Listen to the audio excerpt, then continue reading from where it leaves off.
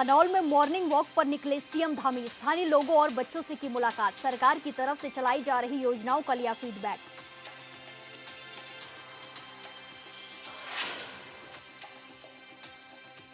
मंत्री प्रेमचंद अग्रवाल के बयान पर बवाल जारी, बीजेपी प्रदेश कार्यालय में किया गया तलब। बीजेपी प्रदेश अध्यक्ष महेंद्र भट्ट ने दी नसीहत, कहा भाषा पर संयम बरतें।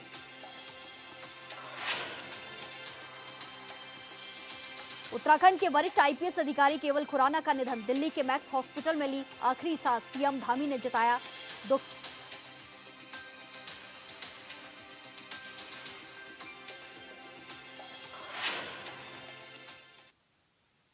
नमस्कार, हॉर्नबिल टीवी में आपका स्वागत है और मैं आपके साथ प्रिया बिस्ट। बुलेटिन की शुरुआत करेंगे इस वक्त की बड़ी खबर के साथ। इस वक्त की बड़ी खबर बीजेपी संगठन चुनाव से जुड़ी हुई है, जहां जोरों पर बीजेपी संगठन चुनाव की प्रक्रिया। बीजेपी ने की मंडल अध्यक्षों के चुनाव की घोषणा, मंडल अध्यक्षों के चयन की घोषणा कर दी गई है। प्रदेश चुनाव अधिकारी खजान दास के अनुमोदन में सूची तैयार की गई है।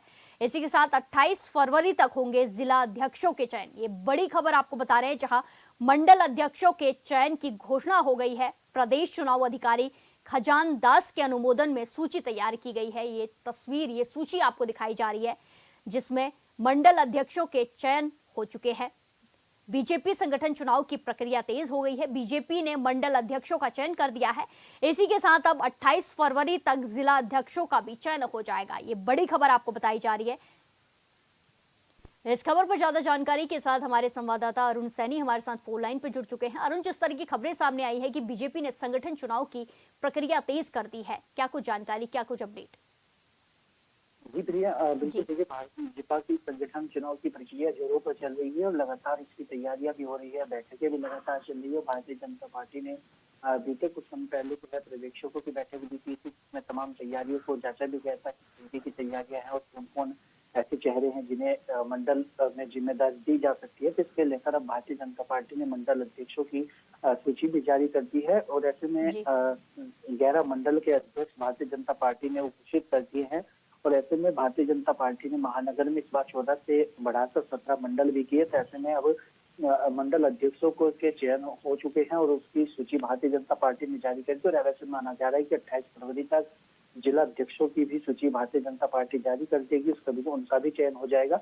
और इसी के साथ ही फिर उसके बाद प्रदेश अध्यक्ष के पद को लेकर के भी चुनाव होंगे और भारतीय जनता पार्टी को प्रदेश में नया अध्यक्ष जो है वो मिलेगा। और ऐसे में राष्ट्रीय नेतृत्व के चुनाव भी जो है होने हैं, राष्ट्रीय संगठन के चुनाव भी होने हैं। तो इसमें भी राष्ट्रीय अध्यक्ष भारतीय जनता पार्टी को मिलेगा। तो उसके बाद जो है प्रदेश अध्यक्षों के चुनाव की प्रक्रिया होगी। तो इस तरीके से भारतीय जनता पार्टी के संगठन के चुनाव चल रहे हैं और भारतीय जनता पार्टी के 6 साल बाद इस तरीके से जो सदस्यता रिन्यू होती है, उसके बाद संगठन के चुनाव होते हैं और ऐसे में समय समय पर भारतीय जनता पार्टी में संगठन में बदलाव भी किए जाते हैं और उसी की तरह जो है इस तरीके से संगठन के चुनाव भारतीय जनता पार्टी के चल रहे हैं।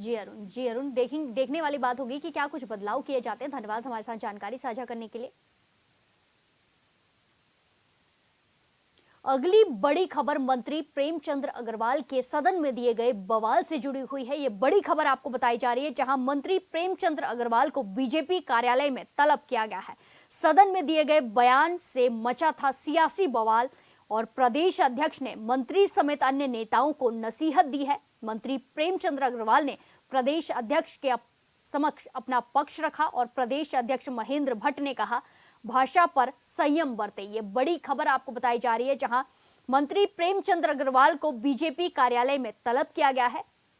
सदन में दिए गए बयान में सियासी बवाल मचा था। उनकी इस खबर पर ज्यादा जानकारी के साथ हमारे संवाददाता योगेश आर्य हमारे साथ फोन लाइन पर जुड़ चुके हैं। योगेश, जिस तरह की खबरें सामने आई है कि मंत्री प्रेमचंद्र अग्रवाल को तलब किया गया है और उन्हें नसीहत दी गई है, क्या कुछ जानकारी, क्या कुछ अपडेट?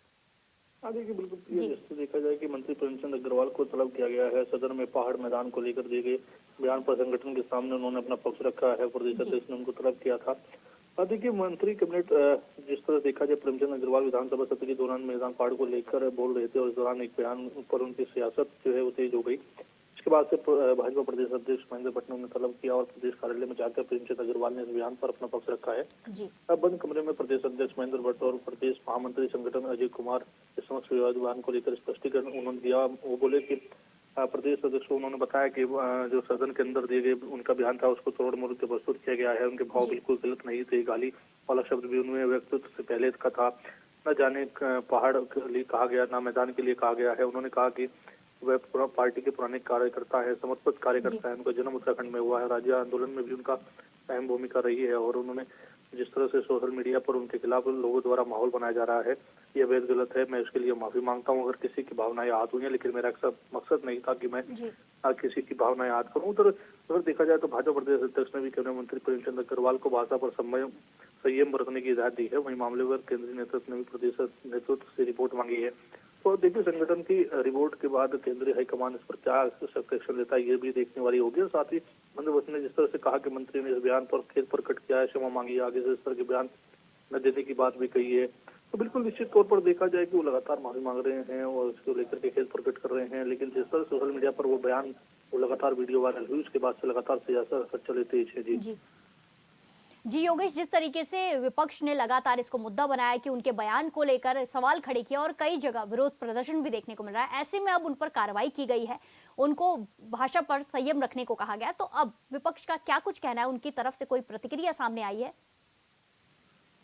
देखिए, अगर देखा जाए विपक्ष का, तो विपक्ष तो लगातार सवाल उठा ही रहा है। अगर देखा जाए जब से बयान आया है, चाहे सदन की बात हो, चाहे सड़क की बात हो, चाहे सड़क से लेकर सदन तक इसको लेकर उन्होंने विरोध किया। उसके बाद सड़कों पर आपने देखा कि जिस तरह से मंत्री प्रेमचंद अग्रवाल के खुद की विधानसभा में लोगों ने आक्रोश होकर जो है उनकी शव यात्रा निकाली, उनका पुतला दहन करने की काम किया। देहरादून में भी उनका पुतला दहन किया गया। तो निश्चित तौर पर देखा जाए तो लगातार जिस तरह से उनके खिलाफ जो है विपक्ष जो है हमलावर हो रहा है। लेकिन जिस तरह से महेंद्र भट्ट ने कहा कि पहले वो बयान देंगे तो फिर दूसरी तरफ से बयान आएगा, इसी में उलझे रहेंगे। हमें आगे बढ़ना है, उत्तराखंड को कैसे बेहतर करना है, इस चीजों को समझना है। तो निश्चित तौर पर अब आगे बढ़ने की बात हो रही है। अब देखिए, विपक्ष को भी चाहिए कि वो उससे आगे बढ़े और जो है आगे की देखे कि उत्तराखंड को किस तरह बेहतर बताया जा सकता है। जी धन्यवाद योगेश, हमारे साथ जानकारी साझा करने के लिए। देखिए, राजनीतिक क्षेत्र के अंदर जनप्रतिनिधि जो होता है उसको संयम के साथ रहना चाहिए। अभी हमारे मंत्री हैं, लगातार चौथी बार के विधायक हैं, तो ये कहना हर बार ज़्यादा मतों से जीतते हैं, तो ऐसा नहीं कि एक पक्ष विचार किया जाए। लेकिन क्योंकि जब विषय समाज के बीच में दुष्प्रचार का चलता है तो पार्टी दिशा निर्देश ही दे सकती है। और हमने उनको इस बात के लिए बहुत कड़ाई से कहा है कि इस प्रकार की जो शब्दावली हैं और जिससे राज्य का वातावरण खराब होता है उस प्रकार वो संयम बरतें। लेकिन मुझे बताते खुशी भी है, उन्होंने उसके लिए पहले तो उन्होंने कहा कि मेरा दूर दूर तक इस प्रकार का कोई भाव नहीं है, फिर भी किसी की भावना को ठेस पहुँची है तो उन्होंने खेद प्रकट किया है। उन्होंने माफ़ी भी पार्टी स्तर पर मांगी है। और मैं कह सकता हूँ कि इस प्रकार का माहौल कम से कम इस पर रुकना चाहिए। और इतना ही नहीं, क्योंकि अगर हम इस पर की चर्चा करेंगे तो आज एक पक्ष बोल रहा है, कल दूसरा पक्ष बोलेगा, और देवभूमि का जो स्वरूप है इसको, और मैं चैनल के माध्यम से आप सब लोग आग्रह भी करूंगा कि समाचार चैनल के माध्यम से, बाकी सब चीज़ों, सोशल मीडिया के माध्यम से भी अगर देवभूमि के इस भातृत्व के भाव को बिगाड़ने का जो व्यक्ति भी कोशिश करे उस पर भी इस प्रकार की कार्रवाई होनी चाहिए। देखिए, विधानसभा के अंदर कार्रवाई के संदर्भ में क्योंकि संसदीय कार्य मंत्री भी हैं तो उनसे चर्चा हुई। बीच में जिस प्रकार का माहौल राज्य के अंदर खड़ा हुआ है वो माहौल ठीक रहे, इसकी अपेक्षा हमने उनसे की है। पार्टी ने शब्दों को चयन करके वो बोलें। उनका कहना था कि मेरा भावार्थ बिल्कुल नहीं है, कि जो शब्द है वो गाली वाला शब्द भी अगर है तो मेरे वक्तव्य से पहले का है। वो ना पहाड़ के लिए कहा गया, ना मैदान के लिए कहा गया, ऐसा भाव है नहीं। और क्योंकि उनका जन्म उत्तराखंड में हुआ है, बहुत पुराने हमारे कार्यकर्ता हैं, राष्ट्रवादी विचारों से वो जुड़े रहे हैं, तो इस प्रकार का एक चर्चा का माहौल कुछ लोगों द्वारा सोशल मीडिया के माध्यम से बनाया गया है। तो भी उन्होंने अपने सारे माहौल पर खेद प्रकट किया है और पार्टी को आश्वस्त किया है कि आगे से हम शब्दों का चयनों में इस बात का विशेष रूप से ध्यान रखें। देखिए, उत्तराखंड पुलिस विभाग के साथ साथ पूरे उत्तराखंड राज्य के लिए दुख की खबर सामने आ रही है। आपको बता दें कि उत्तराखंड कैडर के 2005 बैच के वरिष्ठ आईपीएस अधिकारी केवल खुराना का निधन हो गया है। लंबे समय से वो अस्वस्थ चल रहे थे, जिसके चलते केवल खुराना दिल्ली के मैक्स हॉस्पिटल में उनका निधन हो गया और केवल खुराना ने दिल्ली के मैक्स हॉस्पिटल में अंतिम सांस ली है। ये पूरे उत्तराखंड राज्य और पुलिस विभाग के लिए बहुत ही दुखद खबर है। उत्तराखंड कैडर के 2005 बैच के वरिष्ठ आईपीएस अधिकारी केवल खुराना का निधन हो गया है। लंबे समय से वो अस्वस्थ चल रहे थे। आईपीएस केवल खुराना ने दिल्ली के मैक्स हॉस्पिटल में अंतिम सांस ली है। ये बड़ी खबर, बहुत दुख की खबर उत्तराखंड राज्य के लिए हम आपको बता रहे हैं, जहां उत्तराखंड कैडर के 2005 बैच के वरिष्ठ आईपीएस अधिकारी केवल खुराना का निधन हो गया है। लंबे समय से वो अस्वस्थ चल रहे थे, हॉस्पिटल में भर्ती थे और आज केवल खुराना दिल्ली के मैक्स हॉस्पिटल में उनका निधन हो गया है।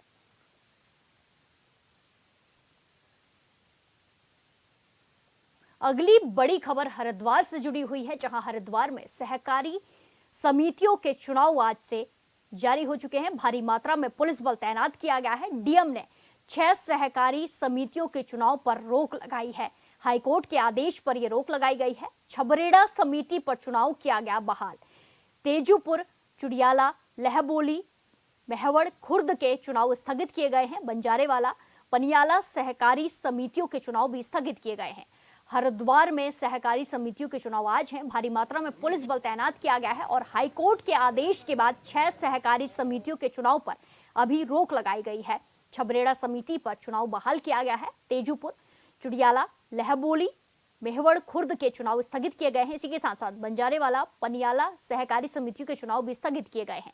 ये बड़ी खबर आपको बताई जा रही है, जहां हरिद्वार में सहकारी समितियों के चुनाव आज होने वाले हैं। भारी मात्रा में पुलिस बल तैनात किया गया है। उत्तराखंड के मुख्यमंत्री पुष्कर सिंह धामी 2 दिवसीय जौनसार बावर के दौरे पर रहे, जहां उन्होंने हनौल में मॉर्निंग वॉक की, जहां पर सीएम ने स्थानीय लोगों से मुलाकात की और लोगों से सरकार की तरफ से चलाई जा रही योजनाओं के बारे में फीडबैक लिया। साथ ही सीएम ने महासू देवता मंदिर क्षेत्र के पुनर्विकास के लिए मास्टर प्लान पर अधिकारियों के साथ विस्तार से चर्चा की और काम में तेजी लाने के निर्देश भी दिए।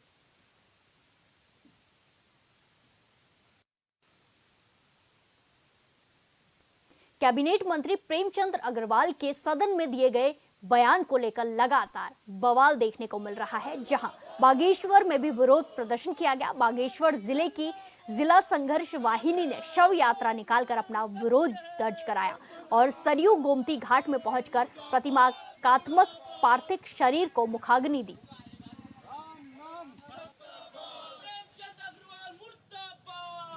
यहाँ पर संघर्ष वाहिनी बागेश्वर के तत्वाधान में उत्तराखंड के सरकार के कैबिनेट मंत्री प्रेमचंद अग्रवाल का यहाँ पर ऐतिहासिक नुमाइश के मैदान से अंतिम यात्रा निकली और उसके बाद दुब बाजार, चौक बाजार होते हुए सरयू गोमती जो यहाँ पर घाट है उसके वहाँ पर हम यहाँ पर पहुँची है और उसके बाद वहाँ पर उनकी अंत्येष्टि की गई है। अंतिम यात्रा को मुखाग्नि दी गई है और जैसे कि उनके द्वारा जो उत्तराखंड के पहाड़ियों को गाली देकर और अपमानित करने का जो काम किया था, उसके लिए पूरी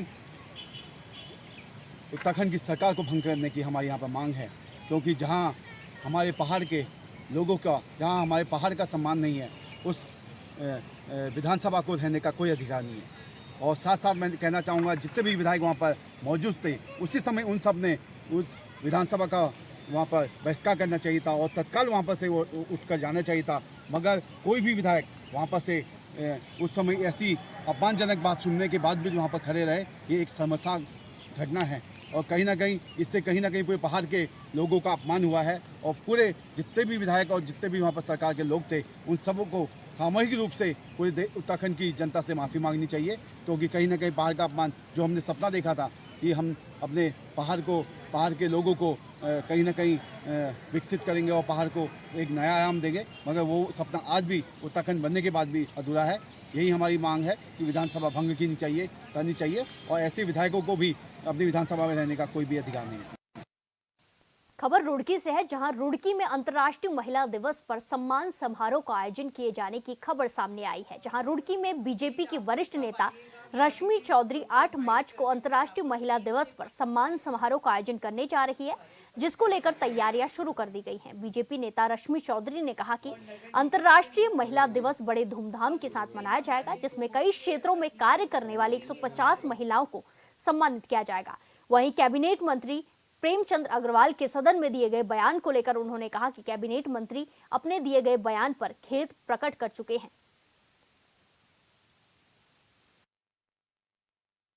और नगर निगम के अंदर तो मैं आप सबका बहुत बहुत धन्यवाद करती हूँ। और सेकेंडली जो हमारा 8 मार्च को इंटरनेशनल जो हमारा अंतर्राष्ट्रीय महिला दिवस होता है, तो वो हम बहुत धूमधाम से मनाएंगे, क्योंकि हमारी ट्रिपल इंजन की सरकार है हमारे उत्तराखंड के अंदर में। और नगर निगम में ये प्रोग्राम होगा हमारा 3 से 6 बजे तक होगा। और उसमें मुख्य अतिथि मेरी अनुरोध है कि हमारे त्रिवेंद्र सिंह रावत जी आए और हमारे विधायक जी रहेंगे, और हमारी जो प्रथम मेयर महिला अनीता देवी अग्रवाल बनी है वो प्रेजेंट रहेंगी। तो मतलब उसमें मैंने मिशन लिया है मेरी आवाज सुनो में। हमारे राष्ट्रीय अध्यक्ष हैं रामदास शर्मा जी, उनके मैं यहाँ पे प्रदेश अध्यक्ष हूँ। तो हम लोग 150 से ऊपर महिलाओं को सम्मानित करेंगे। रानी लक्ष्मीबाई पुरस्कार सम्मानित करेंगे हम सारी महिलाओं को। मतलब कि जो महिलाएं हैं हमारी जो क्षेत्र में, जैसे इंजीनियर्स हैं हमारी जो अपने इंजीनियरिंग डिपार्टमेंट में बहुत अच्छा काम कर रही हैं, जैसे प्रिंसिपल्स हैं, टीचर्स हैं, अपनी मेरी आशाएं हैं जो रात दिन काम करती हैं, ना धूप देखती हैं, ना ताप देखती हैं, ना गर्मी ना बरसात देखती हैं। हमारी आंगनबाड़ी हैं जो बेचारी घर घर में जाती हैं और इतना काम करती हैं। तो मतलब उन महिलाओं को मैं सम्मानित करूंगी जो महिलाएं वास्तव में समाज, देश, राष्ट्र। खबर पूर्व विधायक कुंवर प्रणव सिंह चैंपियन से जुड़ी है, जहां रोशनाबाद जेल से जिला अस्पताल में भर्ती किए गए पूर्व विधायक कुंवर प्रणव सिंह चैंपियन के स्वास्थ्य को लेकर अभी तक स्थिति स्पष्ट नहीं हुई है, जिसको लेकर स्वास्थ्य विभाग पर लगातार सवाल खड़े हो रहे हैं। जेल प्रशासन की ओर से स्वास्थ्य विभाग को पत्र भेजने के बाद भी चैंपियन को डिस्चार्ज नहीं किया गया है। स्वास्थ्य विभाग पर सवाल ये भी है कि अगर चैंपियन के स्वास्थ्य में दिक्कत है तो फिर रिपोर्ट की स्थिति इतने दिनों बाद भी क्यों स्पष्ट नहीं की गई है।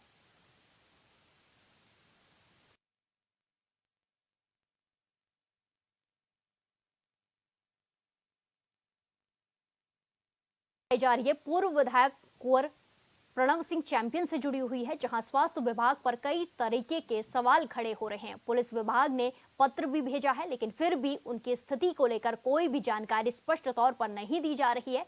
इसी को लेकर स्वास्थ्य विभाग पर कई तरह के सवाल खड़े हो रहे हैं। ये खबर आपको लश्कर से बता रहे हैं, जहां पूर्व विधायक कुंवर प्रणव सिंह चैंपियन के स्वास्थ्य को लेकर अभी तक कोई भी जानकारी सामने नहीं आ रही है, जिसको लेकर स्वास्थ्य विभाग पर कई तरह के सवाल खड़े हो रहे हैं।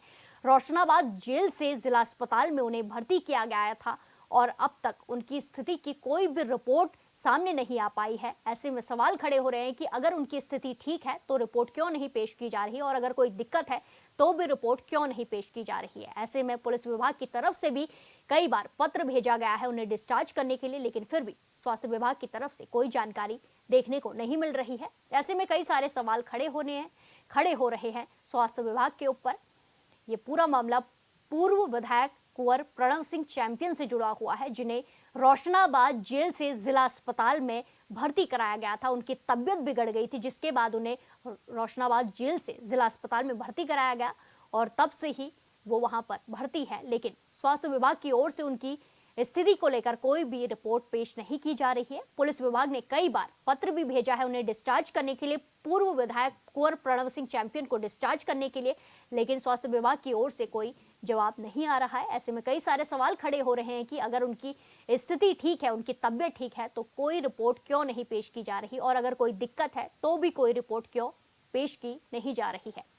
ये खबर आपको बता रहे हैं, जहां पूर्व विधायक कुंवर प्रणव सिंह चैंपियन की स्थिति पर कोई भी स्पष्ट रिपोर्ट सामने नहीं आ रही है। कई दिनों से वो जिला अस्पताल में भर्ती हैं, लेकिन इसके ऊपर स्वास्थ्य विभाग कोई भी जानकारी साझा नहीं कर रहा है। पुलिस विभाग ने कई बार पत्र भी भेजा है पूर्व विधायक को डिस्चार्ज करने के लिए, लेकिन स्वास्थ्य विभाग की ओर से कोई जानकारी सामने नहीं आ रही है। ऐसे में कई सारे सवाल खड़े होते हैं स्वास्थ्य विभाग के ऊपर।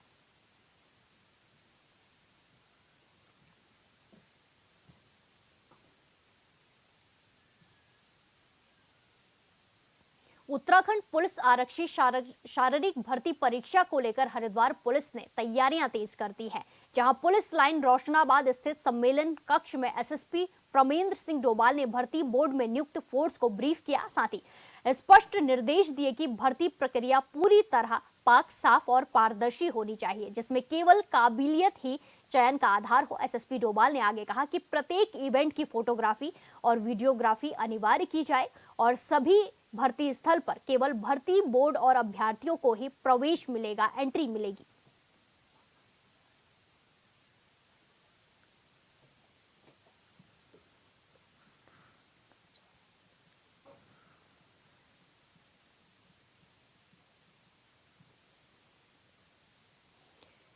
जंगल बचाओ जीवन बचाओ अभियान चल रहा है, जिसके तहत लोहाघाट के वन विश्राम गृह रौसौल में जंगल बचाओ जीवन बचाओ अभियान को लेकर वन विभाग और रौसाल न्याय पंचायत के सरपंचों के बीच अहम बैठक हुई, जिसकी अध्यक्षता डनगांव के सरपंच मोहन चंद्र पांडे ने की। बैठक में वन विभाग, ग्रामीण महिलाओं और सरपंचों ने वनाग्नि रोकने के साथ ही जन जागरूकता को लेकर संकल्प लिया। बैठक में शामिल सभी सरपंचों ने वन विभाग से वन पंचायतों में फायर वॉचर रखने और आग बुझाने में सहयोग करने वाले ग्रामीणों की जलपान की व्यवस्था करने की मांग की। साथ ही आग बुझाने के लिए पंचायतों को उपकरण उपलब्ध कराने की भी मांग की गई है।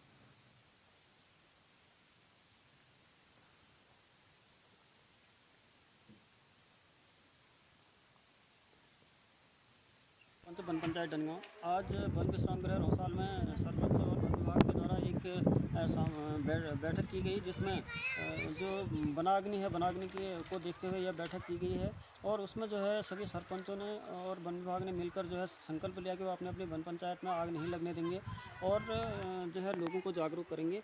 जो वनाग्नि हो रही है उससे आज हम ग्लोबल वार्मिंग और जो पेयजल की कमी और आने वाले समय में जो वातावरण असंतुलित हो रहा है उसमें जो है ये बहुत बड़ा सोचनीय विषय है। और इसी विषय को देखते हुए आज यह बैठक की गई थी, और जिसमें जो है वन विभाग के वन अधिकारी सभी और फॉरेस्ट गार्ड हैं और वनकर्मी हैं वो सारे मौजूद रहे।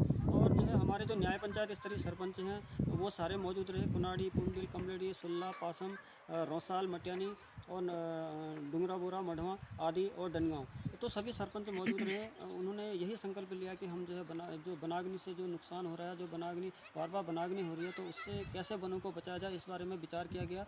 और कुछ जो है उनकी मांगें भी थी कि जैसे जो वन पंचायत हैं उनको फायर वाचर दिए जाएँ और जो ग्रामीण आग बुझाने जाते हैं उनको जलपान की व्यवस्था की जाए। और जो वन पंचायतों में जो है जो वनाग्नि बुझाने के लिए जो उपकरण हैं वो उपलब्ध कराए जाएँ। तो ये सब चीज़ें इसमें आज जो है इन पर विचार किया गया है। तो और हम जो है सभी जो लोग हैं, जो पब्लिक है, उससे भी हम बार बार ये अनुरोध करना चाहते हैं कि जो वनाग्नि है उसको जो है कहीं पर अगर आग लगती है तो पहले तो आप उसको बुझाएं, अगर नहीं बुझा सकते हैं तो सीधा जो वन विभाग है या उनको जो है सूचित करें ताकि जो आग लगने से बचा जा सके।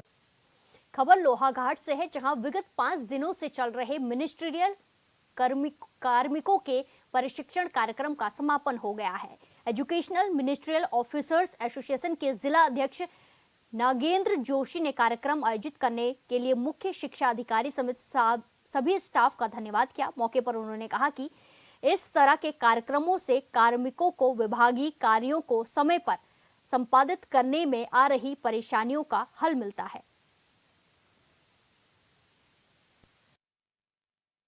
विगत 5 दिनों से डाइट लोहाघाट में चल रहा मिनिस्ट्रियल संवर्गीय कार्यालय एवं वित्तीय प्रबंधन प्रशिक्षण आज समाप्त हो गया है। मैं इस सफल कार्यक्रम के लिए डाइट लोहाघाट की पूरी फैकल्टी का धन्यवाद ज्ञापित करता हूं।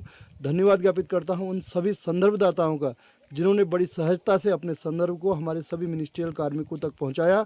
और अपने सभी मिनिस्ट्रियल कार्मिकों से आशा रखता हूँ कि वह अपने अपने कार्यालयों एवं विद्यालयों में जाकर इस कार्यक्रम की सफलता को सिद्ध करेंगे, इसकी सार्थकता को सिद्ध करेंगे। बहुत बहुत धन्यवाद। नमस्कार। इस बुलेटिन में फिलहाल के लिए इतना ही। बाकी तमाम खबरों के लिए देखते रहिए हॉर्नबिल टीवी। नमस्कार।